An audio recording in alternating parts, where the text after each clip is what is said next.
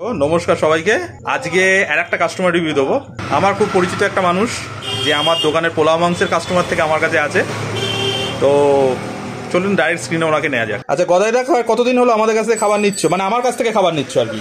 বিগত তোমার যেদিন থেকে পোলাও মাংস তুমি চালু করছো সেদিন থেকে আমি তোমার কাছে খাবার খাচ্ছ।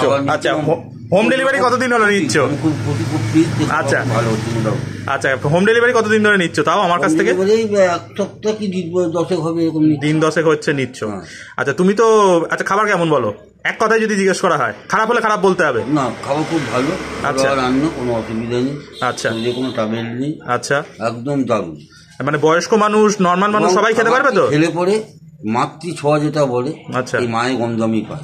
বাহ, আরো কিছু বলার নেই। আচ্ছা আর একটা কথা বলো, তুমি তো আগে অনেকের কাছ থেকে হোম ডেলিভারি নিয়ে খেয়েছো, কারোর নাম আমি খারাপ করতে চাইছি না, কারোর নাম তোমাকে বলতেও বলছি না, তো তাদের থেকে আমার কাছে হোম ডেলিভারি নিয়ে পার্থক্য কি বুঝছো? মানে আকাশে তারা পিছনের ফোড়া যদি বলে সেটাই হবে।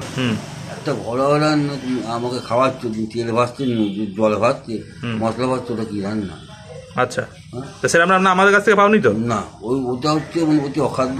আচ্ছা খেতাম, বাকি ফেলে দিতাম, এই করতাম। আচ্ছা কিন্তু তোমার রান্না মোটের উপর একটু ফেলা যায় না, পুরোটাই খাই টোটালটা। আচ্ছা পুরোটাই খাচ্ছ, তাহলে নো ডাউট তাহলে ভালো। তাহলে 10-এ 10 দেওয়া যেতে পারে নাকি? কি দেবে বলো তুমি, আমি আর বলাটা তো ঠিক না। 100-এ 100। ও 100-এ 100 কথা। আচ্ছা 100-এ 100, ঠিক আছে, ধন্যবাদ।